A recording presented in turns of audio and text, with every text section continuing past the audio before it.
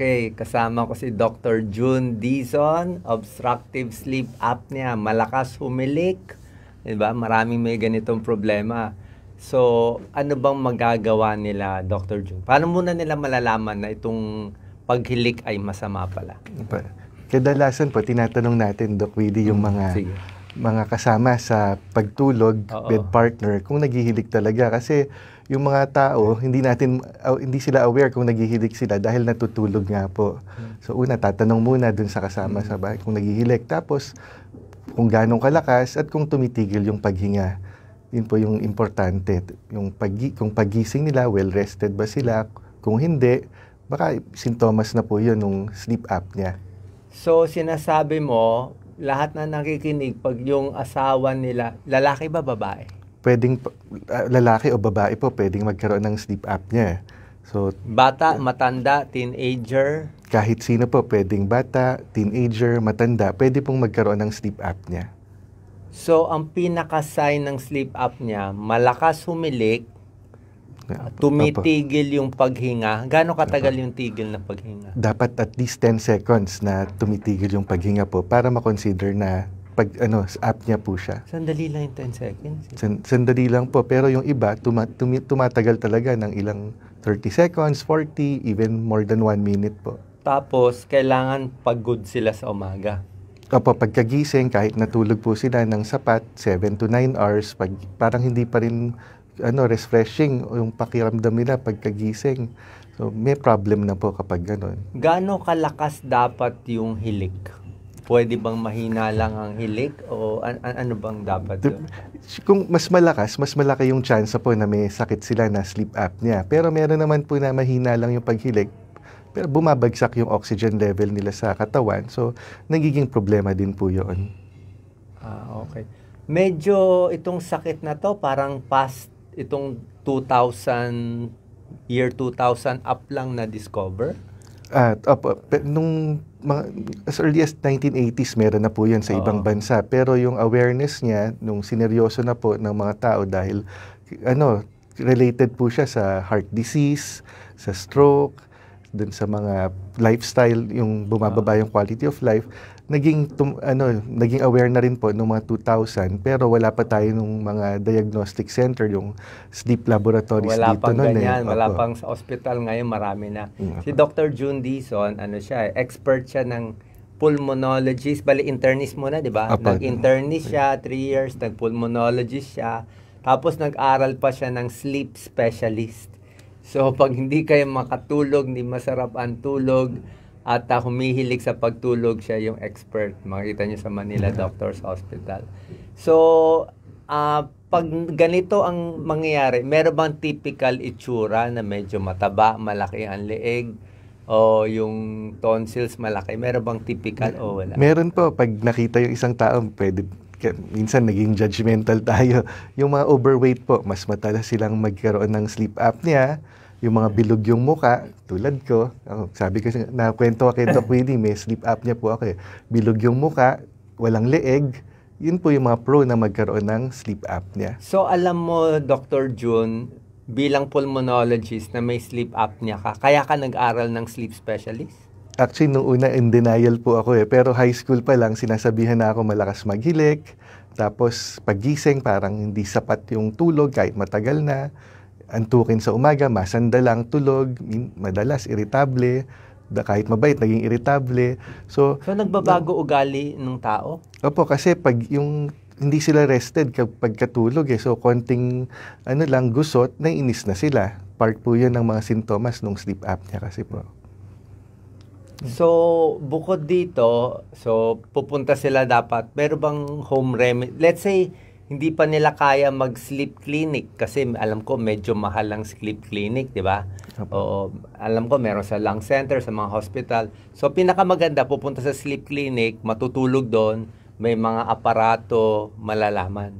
Opo, yun yung talagang pinakamaganda. Tawag sa medicine, gold standard. Yun talaga yung sure way para malaman kung may sleep apnea. So, bukod sa pulse oximeter, meron bang sa ulo din? Yung sa ulo po, may mga makikita na yung electrodes para makita yung brainwave, kung yung tulog ba ay dire-diretso o paputol-putol, at kung nagiging malalim ba yung tulog or mababaw lamang po. Pero syempre sa kababayan natin na may hirap, lalo na followers ko, na takot magpa-check up sa doktor kasi namamahalan, meron ba silang magagawa na ano bang magagawa mo nilang 1 to 10? Baka mawala din yung sleep apnea nila. Yung isa sa mga pwede nating gawin, pag kung matutulog, nakatagilid po kaysa nakatihaya. Tagilid sa left side or right side. Gano'ng kalaking unan pag tagilid? Yung unan, mga 2 to 3 pillows po kasi gusto natin 45 degrees kung nakaangat po yung ulo sa kalikod natin para mabawasan po. Dalawang unan? Opo. Tsaka medyo mataas? Medyo mataas po sana. Bakit? Kasi yung pagbabara ng lalamunan, lalo kung malaki yung dila o yung tonsils po o malalim yung ngalangala, hindi siya totally na black. 1/2 lang yung nabablock kasi nakatagilid po tayo. So, pwede na makuha doon? May mga ganun po yung positional sleep apnea. Nababawasan naman siya. It may help na mabawasan yung sintomas at yung mag-improve yung pagtulog, pero hindi rin siya guarantee na maa-address po yung sleep apnea. Pero yung mura yan eh. Opo. Tapos, papapayat. Papayat din po. 10% change ng weight, significant na tayo. Importante yon. Kung overweight, hindi naman pwedeng mabawasan agad yung timbang ng agad-agaran. So, dahan-dahan over 6 months, 10% change, malaking bagay na po. Kung hindi naman siya overweight, kailangan pa rin siya magpapayat o hindi naman? Hindi naman po. Kung normal. Kung medyo chubby lang at malaki lang bilbil konti, gano'n. Basta kung normal po yung pangangatawan, yung body mass index, hindi na po kailangan. Hindi na kailangan. Apo. Tapos, meron bang hangin na wala, no? Aircon? Ba? Yung aircon, wag masyadong malamig. Kasi kung malamig ayaw mo malamig? Opo, kung malamig, pwede tayong sipunin. Kung nagsipon tayo, magbabara yung daanan ng hangin sa ilong. So, nagbubukas yung bibig pag ganon. Sinusubukang huminga sa bibig, mas maluwag yung daanan ng hangin sa ilong kaysa doon sa bibig. Kaya, yung mga may allergy, pwede uminom ng anti-allergy? Pwede po, Doc. Yung mga may allergic rhinitis. Bilastine. Opo, yung mga antihistamine in general. Antihistamine, pwede. Pwede po. Ano pa pwedeng makakatulong? Yung mga nasal spray, may tulong ba? Pwede rin po kung kailangan nung sodium chloride nasal spray o dun sa mga malalang rhinitis, yung steroid, makakatulong din po yun. So yung mga alagang pusa, aso, dapat lilinisin yung kwarto, mga pillows, counted din yun, di ba? Opo. Ano pa pwede gawin sa sleep apnea na hindi mo na mamaya na tayo dun sa may gastos.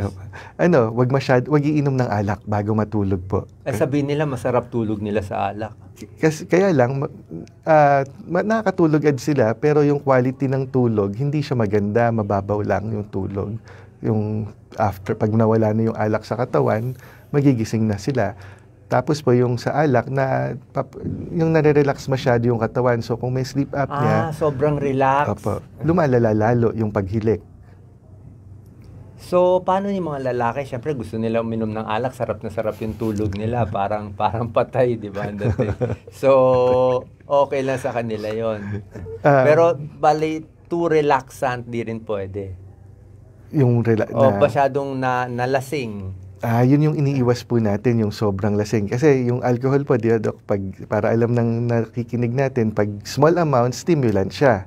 Pero pag malaki na, yung sobrang lasing, yun, nagkakos na po siya ng pagkatulog. Okay. So, meron pa ba siyang magagawa? Yung bawal kumain sa gabi ng marami?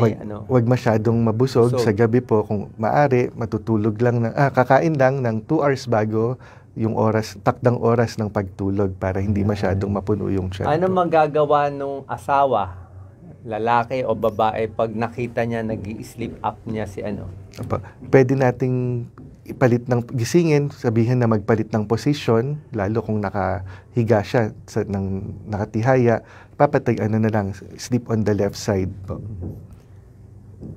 Pag okay kayo ni Mr. ni Mrs., gigisingin mo. Pero kung inaway ka, bahala siya, huwag mo gisingin. Pero marami ako nababalitaan, may naka-heart attack at may namamatay sa sleep apnea.